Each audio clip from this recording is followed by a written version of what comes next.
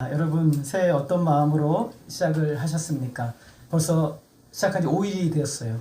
시간이 얼마나 빠른지 2025년, 2024년 적응하려고 했더니 그 해가 가버렸어요. 2025년 이제 시작했는데 아마 올해도 굉장히 빨리 가지 않을까 생각이 듭니다. 나라적으로도 또 여러 가지 많은 일들이 있고 아픈 사고도 있었고 참 여러 가지 많은 일들이 일어나고 있는데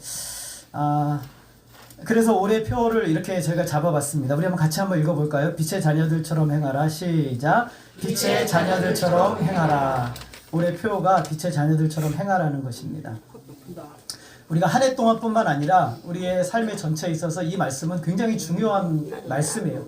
인생의 표가 될 정도로 중요한 말씀이죠. 우리의 존재가 이러하다는 것을 깨달으면서부터 우리 신앙은 시작을 하는 겁니다. 이것을 아는 것이 중요하죠. 독생자 예수님을 이 땅에 보내주셔서 저와 여러분을 구원하신 하나님의 목적, 그 목적은 성경은 분명하게 말씀하고 있어요. 거룩한 백성의 삶을 사는 거예요. 거룩한 자녀의 삶을 사는 것, 이것이 우리를 구원하신 하나님의 목적이에요. 그래서 이 목적을 잃어버리면 우리는 도대체 내가 왜 살지? 왜 예수를 믿지? 이걸 잊어버리는 거죠. 여러분 에베소서에 보면은 이 거룩한 백성의 삶을 세 가지로 표현하고 있어요. 첫 번째는 뭐냐면 이방인의 그 허망함을 따라 사는 것처럼 행하지 말라. 이방인이 허망한 마음으로 행하는 것들, 그러니까 이방인들, 우리가 쉽게 말하면 예수 믿지 않는 분들이 행하는 것처럼 행하는데 그들의 특징은 뭐냐면 허망한 마음이 허망한 거예요. 아무것도 없는 것이죠. 그러니까 아무것도 없는 듯이 그냥 의미 없이 이렇게 살지 마라. 그러니까 세상의 허망함을 따라 살지 말라는 거죠. 두 번째 표현은 이렇게 하고 있어요. 옛사람을 벗어버리고 새사람을 입으라. 우리 한번 따라해 볼까요? 옛사람을 벗어버리고 새사람을 입으라. 그러니까 옷은, 더러운 옷은 벗어버리고 그리고 그리스도로 말미암는 새 옷을 입고 이렇게 살아가라. 그 옷을 입은 모습대로 살라는 것이죠. 그렇게 하라는 겁니다. 세 번째는 빛의 자녀들처럼 행하라. 우리 한번 따라해 볼까요? 빛의 자녀들처럼 행하라. 이 세 가지 중에서 가장 분명하고 명료하게 거룩한 백성의 삶을 보여주는 것이 저는 빛의 자녀들처럼 행하라 이거 같아요. 이게 굉장히 강렬한 표현이죠. 빛이라는 것은 굉장히 강해요. 우리는 이게 지금 빛이 빛이기 때문에 빛의 소중함을 모르지만 여기는 이제 불을 탁 꺼버리면 깜깜해요. 그러면 빛이 너무나 소중하다는 것을 알게 되죠. 자, 8절을 우리 같이 한번 읽어볼까요? 8절 같이 읽겠습니다. 시작. 너희가 전에는 어둠이더니 이제는 주 안에서 빛이라. 빛의 자녀들처럼 행하라. 사도 바울이 이 말씀을 전하면서 강력한 두 개를 대조하면서 얘기하는데 뭐냐면 빛과 어둠이에요. 빛과 어둠을 대조하면서 이야기를 하고 있습니다. 이 두 단어만큼 대비되는 개념은 없어요. 그래서 그리스도인이 예수 믿기 전에는 뭐였냐면 우리는 어둠이었어요. 그런데 예수를 믿고 나니 우리의 삶이 어떻게 됐다고요? 빛이 되었다라고 성경이 말씀하고 있는 것이죠. 나는 빛과 같은 존재가 아니라 빛이다. 이것을 알고 믿음으로 살아가는 것이 굉장히 중요해요. 내가 빛이다. 우리가 보통 이제 내가 빛이라고 하는데 나 자신을 보면 어떻습니까, 여러분? 죄에 넘어지기도 하고 실수하기도 하고 또 인간적인 연약함에 빠지기도 해요. 내가 어떻게 빛일 수 있을까? 이런 생각이 드는데 중요한 것은 성경이 우리에 대해서 뭐라고 말하는지가 중요한 거예요. 예수님이 나에 대해서 뭐라고 말씀하셨는지가 중요한 거예요. 내 모습과 삶이, 내 모습이 중요한 게 아니에요. 여러분 빛이 비추이기 시작하면 뭐 할 수 있어요? 볼 수가 있게 되죠. 앞을 볼 수가 있게 됩니다. 그래서 그것을 우리가 조금 다른 말로 하면은 깨달음이 생겼다라고 말하는 거예요. 깨달음이. 우리에게 새로운 빛이 비쳐서 깨닫기 시작했다는 거예요. 눈이 열렸어요. 깨닫게 된 것이죠. 깨달음이 왔다는 것은 이제 뭔가를 분별해 나갈 수 있는 그런 능력을 가지게 되었다라는 것이죠. 그것을 우리가 조금 다른 말로 하면 지혜다라고 말할 수 있어요. 뭐라고요? 지혜라고 말할 수 있는 거예요. 제가 여기서 진흥마트까지 가야 돼요. 근데 제가 안 가고 두 분을 제가 보낼 거예요. 한 분은 박한나 권사님이고 한 분은 우리 강현중 집사님이에요. 근데 박한나 권사님하고 강현중 두 분 다 눈을 떴어요. 근데 조건이 달라요. 박한나 권사님은 아주 밝을 때, 빛이 있을 때 가요. 근데 강현중 집사님은 빛이 하나도 없을 때 가야 돼요. 여러분 누가 잘 찾아갈 수 있을까요? 박한나 권사님이 잘 찾아갈 수 있죠. 이걸 지혜로움이라고 말하는 거예요. 지혜라고 말하는 거예요. 세상에서 볼 수 없는데 누구는 보면서 살아가는 인생을 지혜롭다고 말하는 거예요. 왜 지혜로워졌어요? 볼 수 있게 되었으니까. 빛이 비춰졌으니까 이제는 지혜가 생긴 거예요. 그래서 우리 그리스도인의 참 중요한 것 중에 하나가 뭐냐면 지혜로움이죠. 분별력이죠. 이것이 생겼어요. 근데 어두움 가운데 계속 있으면 어때요? 계속 실패하죠. 실패하는데 뭔가 찾긴 찾아요. 찾긴 찾아요. 여러분 근데 그게 완전한가요? 아니죠. 밝을 때 다니는 사람하고 어두울 때 다니는 사람 아무리 찾아도 찾는다 해도 그 일부분밖에 찾을 수가 없어요. 그러나 밝을 때 있는 사람들은 환하게 볼 수 있죠. 빛이 가지고 있는 능력이죠. 그래서 놀라운 거예요. 그런데 이 빛과 어두움의 또 차이가 있는데 뭐냐면 어두움 가운데하고 빛 가운데 차이가 있는데 뭐냐면 어두움 가운데 가면 뭐가 생겨요? 두려움이 생겨요. 그쵸? 여러분 깜깜할 때 밖에 나가면 두렵죠. 빛이 하나도 없는 시골길을 걷다 보면 아, 참 낭만이 있다. 요즘은 그런 생각이 안 들죠. 무섭죠. 우리나라에 제가 얼마 전에 뉴스를 보니까 1년에 실종되는 사람이 한 300명 정도 된대요. 근데 그 중에 아예 찾지 못하는 사람이 한 20-30%가 된대요. 그러니까 여러분 시골길 혼자 다니지 마세요.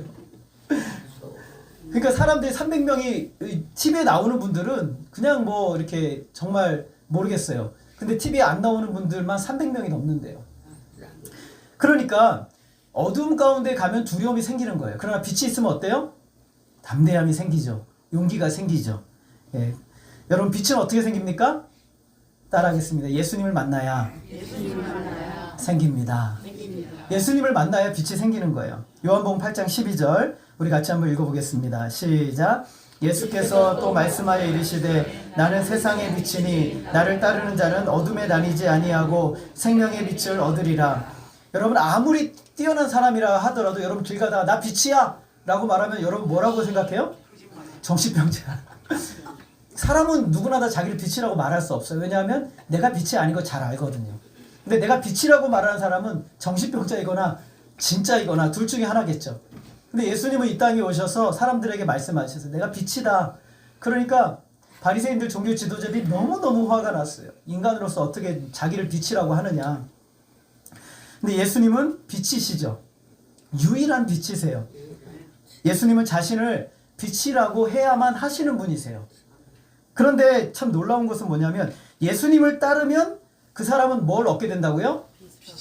어떤 빛이에요? 생명의 빛을 얻게 된다.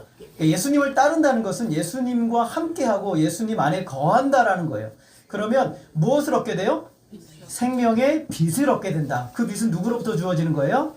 예수님으로부터 주어지는 빛이에요. 근데 더 놀라운 표현을 하세요. 마태복음 5장 14절 우리 같이 한번 읽어보겠습니다. 시작. 너희는 세상의 빛이라 상에 있는 동네가 숨겨지지 못할 것이요. 예수님이 이제 뭐라고 말해? 너희가 뭐라고요? 빛이다 라고 말씀하세요. 너희가 빛이다. 예수님을 따르는 제자들도 그 속에 빛이 있어서 그 사람은 빛이다 라고 말씀하세요. 너희들은 빛과 같은 존재가 될 것이다. 열심히 노력하면 빛이 될 것이다. 애쓰고 수고하면 빛이 될 것이다가 아니라 너희는 뭐다? 빛이다 라고 주님이 말씀하세요. 여러분 이것을 생각하고 사는 것이 성도에게 굉장히 중요해요. 여러분 세상에 빛은 유일하게 성도들밖에 없어요. 성도들만 빛이에요. 나의 못난 점, 잘못된 점, 부족한 점이 있죠. 그렇지만 성경은 우리에게 뭐라고 말하냐면 너희들은 빛이다 라고 말씀하세요. 우리에게 빛이라고 말씀하는 거예요. 이것보다 중요한 게 없어요. 우리의 자아상은 바로 여기서부터 시작이 되는 거예요. 내가 빛이면 빛을 비추이지 않으면 세상에는 빛이 없는 거예요. 자, 그럼 어둠은 무엇일까? 어둠은 빛을 볼 수 있습니까? 없습니까? 빛을 볼 수가 없다라는 것이 어둠이에요. 빛이신 예수님이 이 땅에 오셨어요, 여러분. 빛이신 예수님이 이 땅에 오셔서 빛을 비추이셨단 말이죠. 요한복음 1장 5절 우리 한번 같이 읽어보겠습니다. 시작. 빛이 어둠에 비치되 어둠이 깨닫지 못하더라. 여러분 빛이 비추이는데 어떻게 깨닫지 못할 수가 있어요? 여러분 어떻게 깨달을 수가 없어요? 여러분 이게 깜깜하게 불을 이렇게 다 꺼놨다가 빛을 쫙 비치면 여러분 깨달을 수 있어요? 없어요? 있어요. 있잖아요. 네. 보이잖아요. 근데 왜 깨닫지 못해요? 예, 눈을 멀어서 앞을 볼 수가 없으니까. 앞을 못 보니까 빛이 비춰도 어때요? 깨달을 수가 없는 거죠. 이 세상을 향해서 주님이 하시는 말씀이 뭐냐면 눈이 멀었다는 거예요. 빛을 볼 수 있는 눈이 없다라는 것이죠. 그래서 어떻다는 거 로마서 1장 21절 우리 한 번 더 읽어보겠습니다. 시작. 하나님을 알되 하나님을 영화롭게도 아니하며 감사하지도 아니하고 오히려 그 생각이 허망하여지며 미련한 마음이 어두워졌나니. 어둠에 빠져 있으니까 이 사람들이 하나님이 무슨 일을 하셨는지 몰라요. 그러니까 어때요? 감사를 안 해요. 여러분 감사 많이 하시죠? 네. 늘 감사하세요? 네. 여러분들 가진 게 너무 많은 분이세요. 너무 많이 가졌어요. 너무 많이 가져서 도대체 감사를 잃어버린 것 같아. 너무 많이 가졌어요. 생각이 허망해졌다. 생각이 허망했다는 건 허망한 것에 계속 초점을 맞추고 살아간다는 거. 아무것도 아닌 것에 인생의 목적을 가지고 사는 거예요. 미련하여 마음이 어두워졌어요. 여러분 성도인 우리도요. 예수님을 만나지 않잖아요. 예수님과 함께하지 않고 말씀 안에 거하지 않고 주님의 말씀 안에 거하지 않으면 어떻게 되는지 아세요? 점점 생각이 허망해져요. 우울해지고 그리고 자꾸 딴 데 눈을 돌리는 거예요. 세상적인 것에 마음이 자꾸 가요. 우리도 마찬가지예요. 우리가 어디를 바라보고 있느냐가 참 중요한 거예요. 중세를 우리가 암흑기라고 얘기해요. 그런데요. 중세만 암흑기가 아니에요. 예수를 만나지 못한 모든 사람은 암흑기예요. 예수님 안에 있지 않는 사람은 모두가 다 암흑기예요. 이 세상에 주님을 배척하고 거부하잖아요. 암흑기인 거예요. 어두운 가운데 있어요. 왜냐하면 빛을 볼 수가 없으니까요. 그런 거죠. 이 세상에 주님을 거부하니까 그 결과가 뭐예요? 어둠에서 빠져나오질 못하는 거예요. 여러분 이 세상을 보세요. 세상이 어둠 속에 잠겨 있어요. 공부를 많이 하고 컴퓨터도 하고 스마트폰 하고 있는데 여러분 어떻게 사람들이 똑똑해졌습니까? 스마트해졌습니까? 아니죠. 더 어리석어지고 있어요. 더 어리석어지고 있어요. 이 나라 이 세계 정세 똑똑해지고 나아지지를 못했어요. 모두가 다 이기적이고 그리고 혼미해지고 자기중심적이 돼요. 예수님이 아니고서는 빛 가운데 걸어갈 수가 없어요. 여러분 사람들이 왜 이기적인지 아세요? 앞을 볼 수가 없으니까 그래요. 우리는 보고 있어요. 환하게 보고 있는 거예요. 여러분은. 우리는 말씀 안에서 그리스도 안에서 이미 환하게 보고 있기 때문에 이기적인 삶을 살지 않을 수 있는 거예요. 에베소 4장 18절 같이 한번 읽어보겠습니다. 시작. 그들의 총명이 어두워지고 그들 가운데 있는 무지함과 그들의 마음의 굳어짐으로 말미암아 하나님의 생명에서 떠나 있도다. 어때요? 마음이 굳어져 버렸어요. 마음이 굳어진 사람이랑 얘기하면 답답해요. 그죠? 정말 답답해요. 말이 안 통하는 사람 있죠, 여러분? 예. 그렇단 말이죠. 세상 사람들에게 아무리 예수를 얘기해보세요. 그 너나 잘 믿어. 이렇게 얘기한단 말이죠. 다 그래요. 다 그래요. 아무리 믿으라고 해도 아무리 이 길이 맞다고 해도 너나 잘 믿으세요. 그런단 말이죠. 그들의 가운데 무지함과 마음의 굳어짐으로 말미암아 어디에서 떠났다고요? 하나님의 생명에서 떠났다라고 말하고 있어요. 살았으나 죽었다라는 말이에요. 요한복음 3장 19절 보니까 이렇게 말씀하세요. 그 정죄는 이것이니 곧 빛이 세상에 왔으되 사람들이 자기 행위가 악함으로 빛보다 어둠을 더 사랑한 것이니라. 심판이 다른 게 아니에요. 여러분 심판이 뭐냐면 빛보다 어둠을 사랑하는 것이 심판이에요. 왜냐하면 빛을 사랑해야 영생을 얻는데 어둠을 사랑하니까 영원한 멸망으로 가는 거예요. 사람들이 왜 어둠을 사랑해요? 심판이에요. 그게 심판을 당하고 있는 거예요. 멸망의 길로 달려가는데 벗어날 수가 없어요.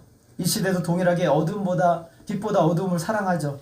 수많은 사람들이 어둠의 일에 빠져 있어요. 빛 가운데로 나오기를 거부하고 있어요. 아니 원하지 않아요. 가진 것이 부족해서 불행할까요? 아니에요. 과학이 발달하지 않아서 불행한가요? 천만에요. 여러분 문화생활 많이 못해서 불행한가요? 아니요. 불행하지 않아요. 모든 문제는요. 빛보다 어둠을 사랑하는 것에 문제가 시작이 되는 거예요. 여러분의 자녀들 왜 그렇게 문제가 많아요? 고통스럽고 힘들고 어려워요? 빛보다 어둠을 사랑하니까 계속 싸움이 일어나는 거예요. 빛보다 어둠을 사랑하는 것이죠. 아이들 가만히 두면 가르쳐주지 않아도 거짓말하고 다른 아이들 고통스럽게 하고 죄를 어떻게 그렇게 잘 아는지 숨기는 거 벌써 아이들이 금방금방 배워요. 교육을 만다고 달라질까요? 아니에요. 여러분 지금 그 어느 때보다도 아이들이 공부를 많이 해요. 제가 우리 아이가 이제 고3 해가지고 이제 공부하는 거 보니까요. 진짜 제가 참 어떻게 저는 고3을 보내는지 모르겠어요. 모르겠어요. 하나도.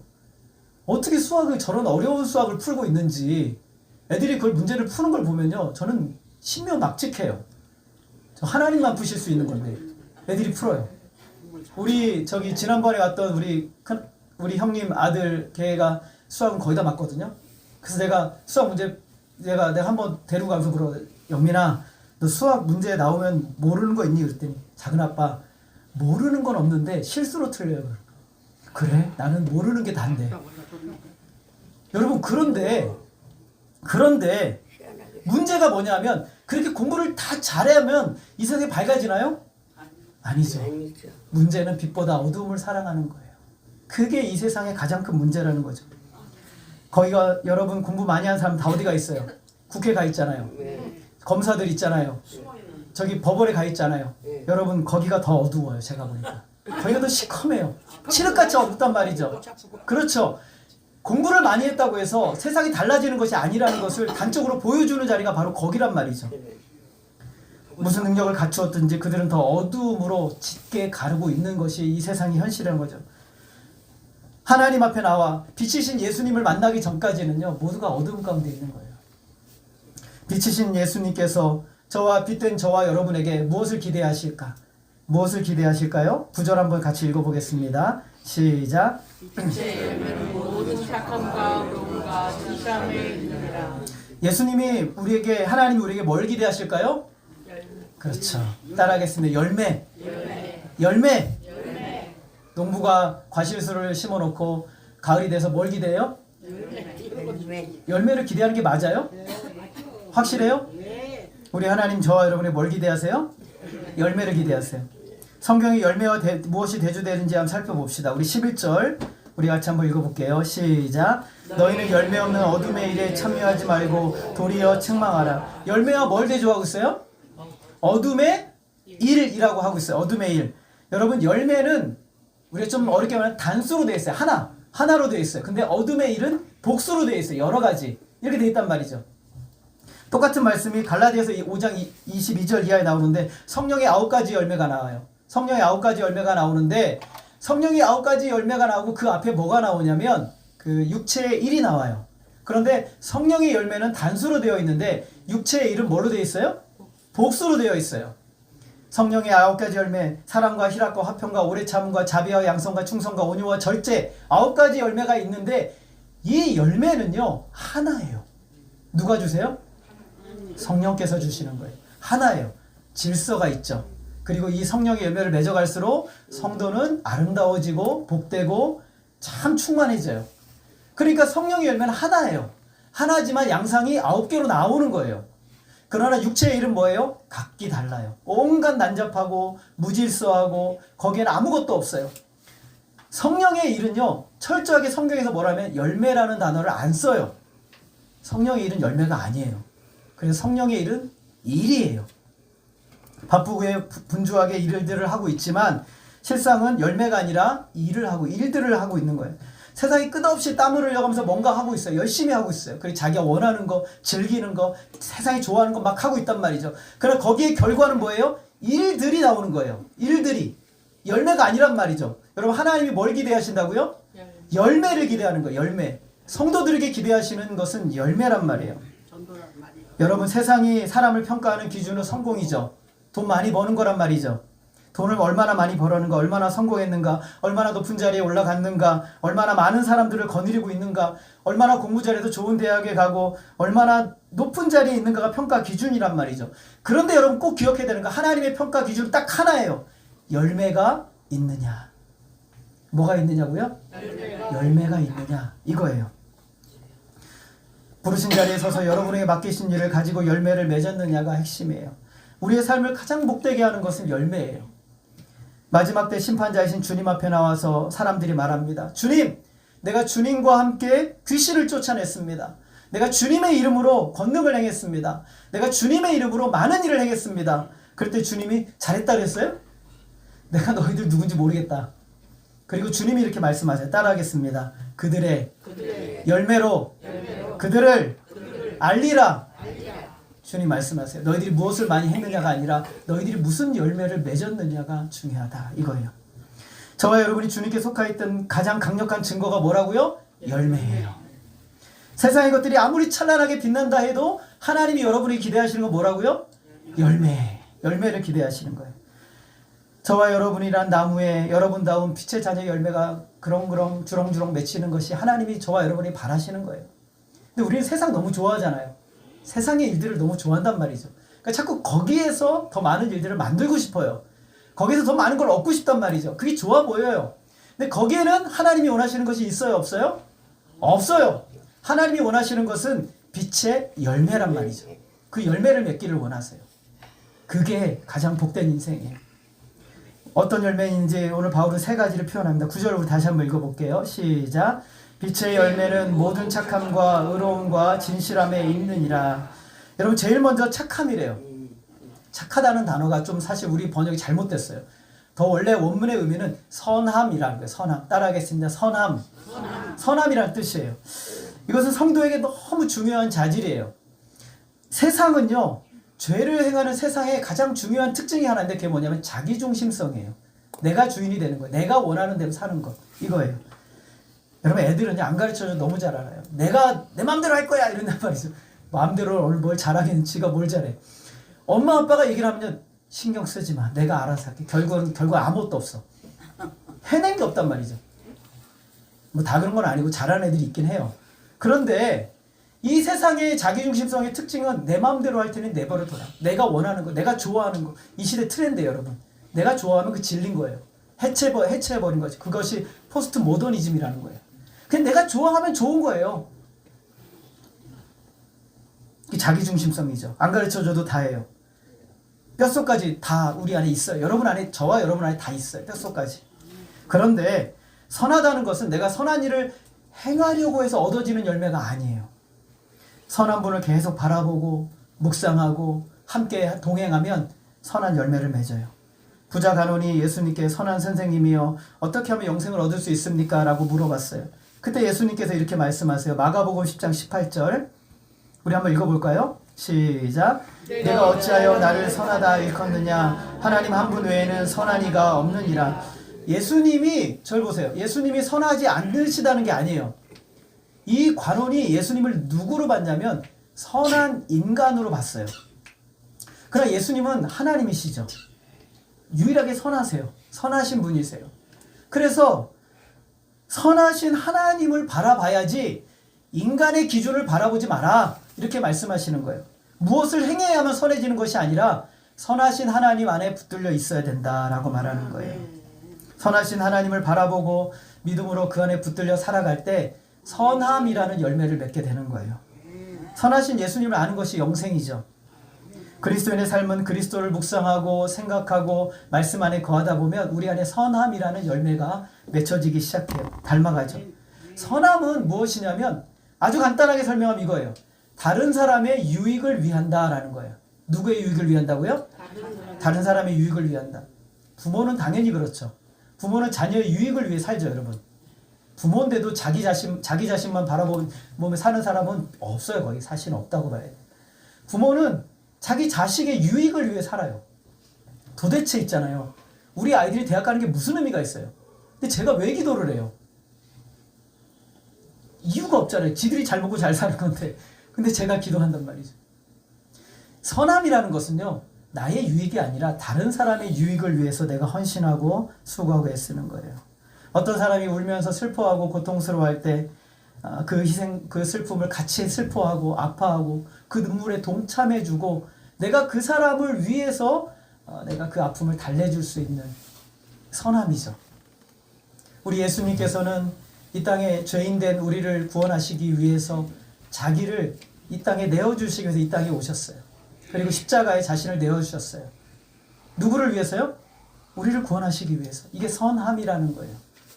주님은 자기의 유익을 위하지 않고 우리의 유익을 위해서 우리를 자신을 다 내어주신 것이죠.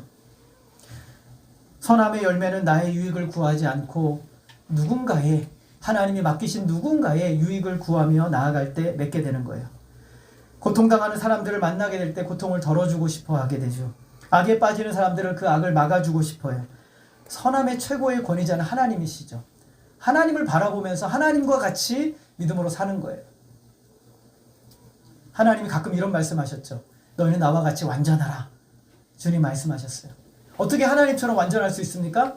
하나님을 바라보고 하나님을 묵상하고 하나님과 동행하면 우리도 하나님이 맺으시는 하나님이 보여주시는 선함의 열매가 여러분에게 맺혀지는 거예요. 2025년도 여러분의 삶의 현장에 선함이라는 열매가 충만히 맺혀지시기를 주님의 이름으로 소원합니다. 그래서 저와 여러분이 있는 그 자리가 많은 사람들이 깃들이는 자리가 됐으면 좋겠어요. 아, 여러분 몸은 불편해. 야, 저 사람이 같이 있으면 불편해. 저 사람 날 너무 힘들게 해. 막 날 쪼아. 나를 고통스럽게 하는 그게 아니라 저 사람은 항상 나의 유익을 구하지. 나를 위해서 기도하지. 나를 위해서 조언하지. 나를 위해서 함께하지. 선함. 그 열매가 맺혀져서 예수향기교회 성도들이 가는 곳, 저와 여러분이 있는 자리에서 정말 많은 영혼들이 깃들여 충만함이 누려지는 그런 한 해가 되기를 소원합니다. 의로움이라는 것은 하나님과의 관계 속에 얻어지는 거예요. 헬라어로 디카이오스네라는 이 의로움이라는 단어는요, 관계 가운데 얻어지는 거예요. 그냥 내가 나 잘했어, 나는 올바라, 그게 아니에요. 하나님과 관계를 맺어가면서 얻어지는 게 의로움이에요. 여러분, 의로움이라는 것은 하나님의 말씀을 사랑해요. 그쵸? 여러분, 하나님 말씀 사랑하세요? 아멘. 네, 작년에 몇 번이나 성경 읽으셨어요? 아멘. 성경 좀 열심히 읽으세요. 말씀을 가까이 하셔야 돼요.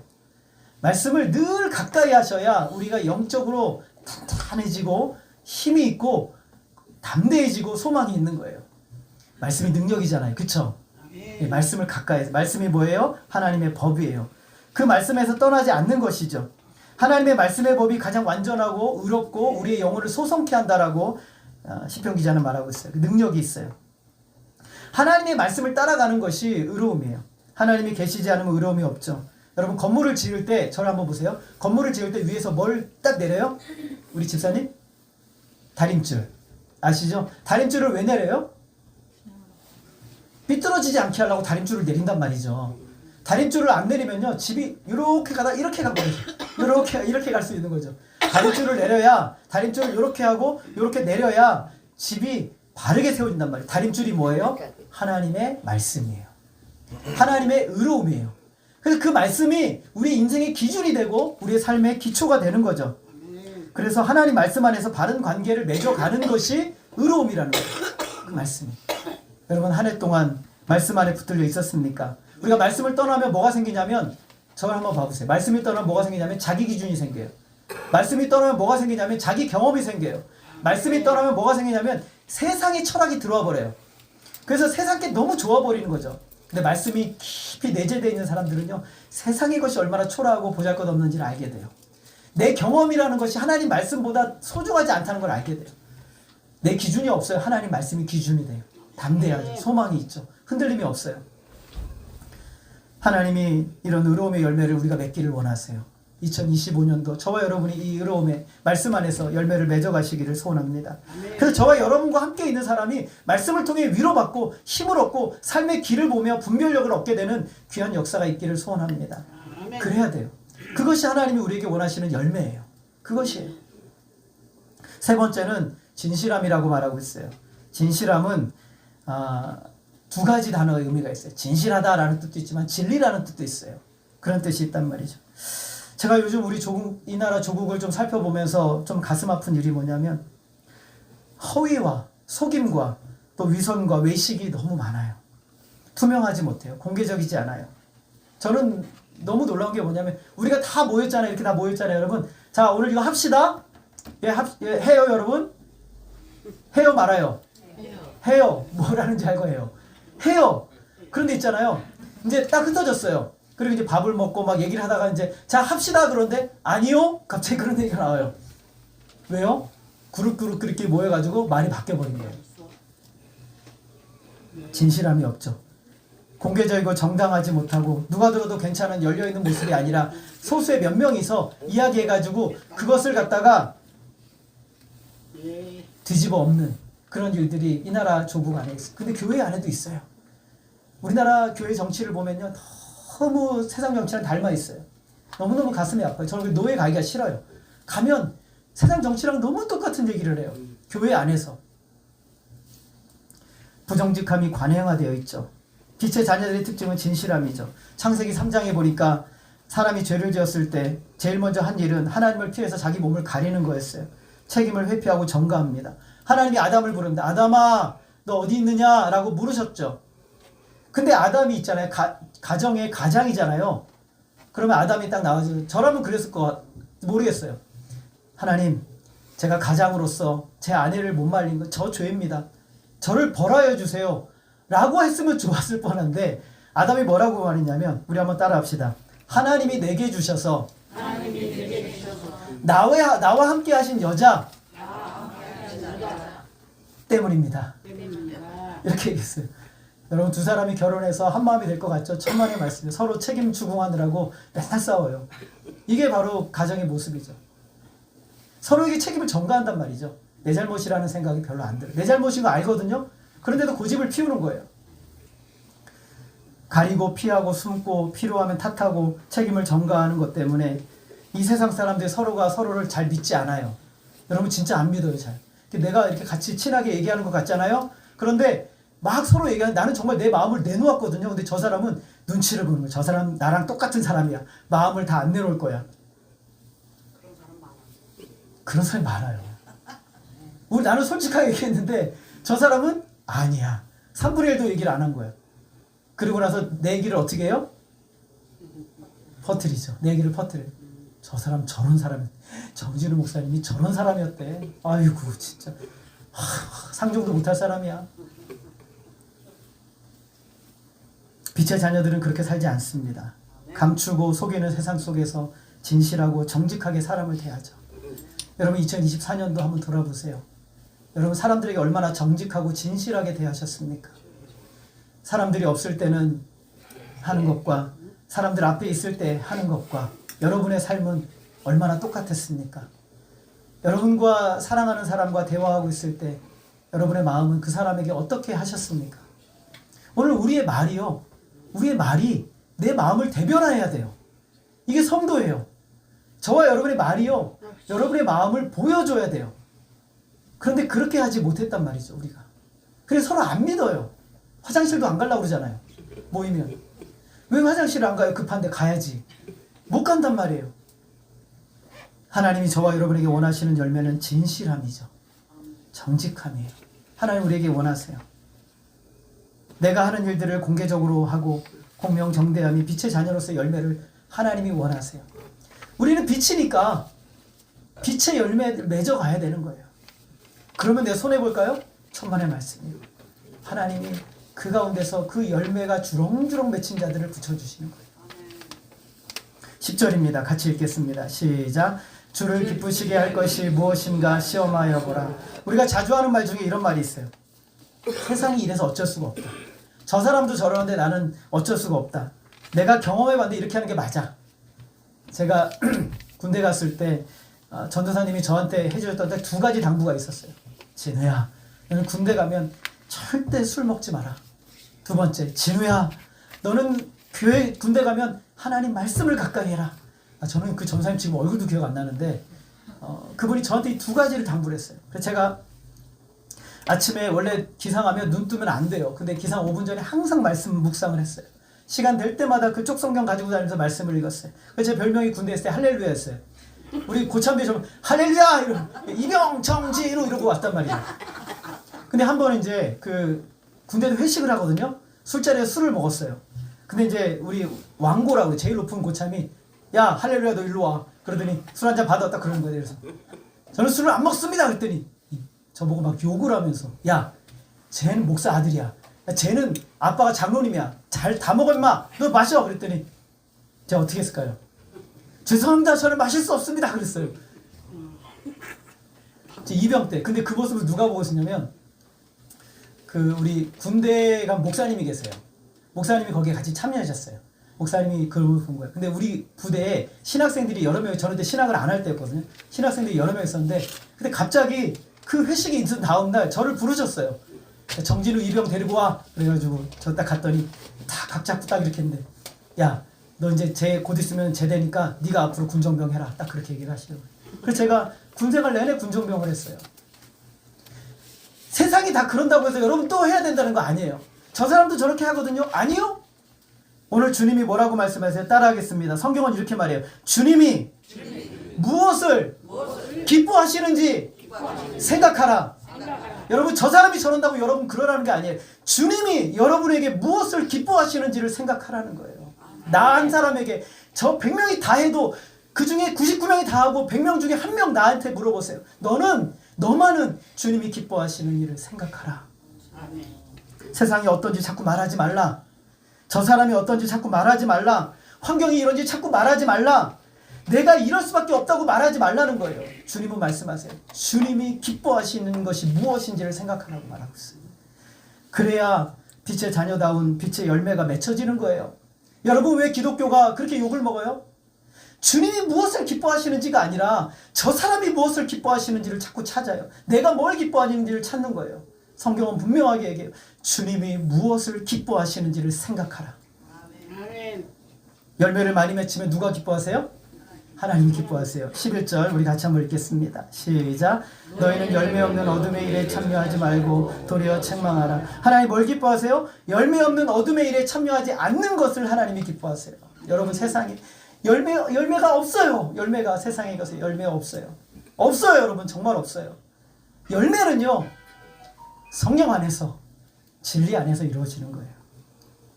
공개적으로 투명하게 감추지 않고 피하지 않고 숨어서 하고 피해서 하는 어둠의 일을 하지 마라 라고 말하는 것. 교회와 성도는 세상의 빛이죠. 죄인들을 위해서 이 땅에 오신 주님처럼 어두운 가운데 있는 사람들을 배척하고 멀리하진 않아요. 그 대신 책망해요. 여기서 오늘 11절에 책망하라라는 단어는요, 이렇게 막 너 왜 그랬어 이런 게 아니에요. 원래 의미는요, 헬라어 원문에는 폭로하다, 드러내다 라는 뜻이에요. 그들이 사는 것처럼 안 사는 거예요. 그들과 함께 있어요. 함께 거하고 일하고 또 놀기도 해요. 그런데 그들이 먹는 것처럼 안 먹고, 그들이 행하는 것처럼 행하지 않고, 그들이 말하는 것처럼 말하지 않고, 그들이 삶에 사는 목적대로 살지 않는 것이에요. 그게 바로 책망하는 거예요. 시편 1편 한번 1절 같이 읽겠습니다. 시작. 사람은 악인들의 꾀를 따르지 아니하며 죄인들의 길에 서지 아니하며 오만한 자들의 자리에 앉지 아니하고. 여러분, 단어를 보세요. 따르지 않고 서지 않고 앉지 않아요. 여러분, 따르는 거는 걸어가는 거잖아요. 걸어가지 말라. 그 다음에 그들과 함께 서 있지 말라. 여러분, 제일 안 좋은 게 뭐 앉아 있는 거예요. 같이 있는 거잖아요. 그렇게 하지 말라는 거예요. 세상을 책망하는 방법이 뭐냐면 악인들과 함께 있지만 악인들의 꾀를 따르지 않아요. 그리고 죄인들과 함께 있을 수 있어요. 그렇지만 죄인들의 길에 서지 않아요. 오만한 자들과 함께 있어요. 그렇지만 오만한 자들과 함께 그 자리에 앉지 않는다는 거예요. 똑같이 동조한다는 거예요. 동의하고 따라가고 그 길을 행한다는 거, 그러지 않는다는 거예요. 책망이 뭐냐면, 책망은 여러분 잘 들으세요. 책망이 뭐냐면 비교되는 잣대를 두는 거예요. 사람이 여기 다 이렇게 있는데 한 사람이 기준이 됐어요. 죄송합니다. 제가 기준이 됐다고 봐요. 제가 정말 믿음으로 잘 살아요. 그래서 많은 성령의 열매를 맺혀요. 그러면 제가 열심히 살면요, 여러분들의 죄가 저 때문에 폭로가 되는 거예요. 그죠? 아, 난 저렇게 살아야 되는데 저렇게 못하고 있구나. 폭로가 돼. 이게 바로 폭로한다, 드러낸다는 뜻이에요. 여러분들이 세상의 기준이 되는 잣대가 되어야 한다라는 거예요. 하나님 그걸 원하세요. 정말. 그렇게 해줘라, 제발. 제발 그렇게 해줘라 라고 말씀하시는 거예요. 그러면 세상의 죄가 드러나요. 비난하고 공격하는다는 뜻이 아니에요. 여러분이 있음으로 말미암아 불신자들의 어둠의 상태가 드러나요. 그래서 우리는 그들을 비난하러 가지 않지만 그들과 함께 있음으로 그들의 마음이 불편함을 얻게 되고 폭로가 되는 거예요. 죄가. 거짓말하는 세상에서 홀로 진실을 말하게 되고, 남들 욕하는 그 자리에서 나 혼자 진실을 말하고, 그리고 하나님의 의로운 말씀 안에 붙들리고, 이게 바로 하나님이 저와 여러분에게 원하시는 열매인 거죠. 이런 삶 어떻게 살 수 있어요? 여러분, 이런 삶 잘 살 수 있어요? 우리 힘으로 할 수가 없죠. 그래서 주님 말씀하세요. 14절 우리 같이 읽겠습니다. 시작. 그러므로 이르시기를 잠자는 자여 깨어서 죽은 자들 가운데서 일어나라. 그리스도께서 너에게 비추이시라 하셨느니라. 부활의 소망이죠. 너는 부활의 소망을 가진 빛이 있는 사람이야. 이것이 성도들에게 가진 가장 강력한 능력이에요. 확신이요, 삶의 근거예요. 부활은 우리로 하여금 오늘 믿음으로 살 수 있도록 하는 힘이에요. 여러분, 지금 이 세상이 전부인 것 같잖아요. 아니에요. 이거는 정말 짧아요. 영원의 삶이 준비가 되어 있어요. 비교가 안 되는 영원의 삶. 영원토록 고통 중에 살 것인가, 영원토록 주님과 행복하게 살 것인가, 그거는 우리가 결정하는 게 아니에요. 우리 주님이 우리에게 주셨어요. 그러니까 어떻게 살라고요? 그 영원한 삶을 가지고 있는 사람처럼 오늘 살아줘라 라고 말씀하는 거예요. 선함과 의로움과 진실함의 열매를 맺게 해줘요. 우리가 책망하는 자로 설 때 빛이 그곳에 임하고 어둠이 떠나가는 거예요. 막 남들 얘기하는데 그 자리에서 여러분들이 그 사람을 변호자가 되어주고 도움이 되어주고 할 때 어둠이 물러가는 거예요.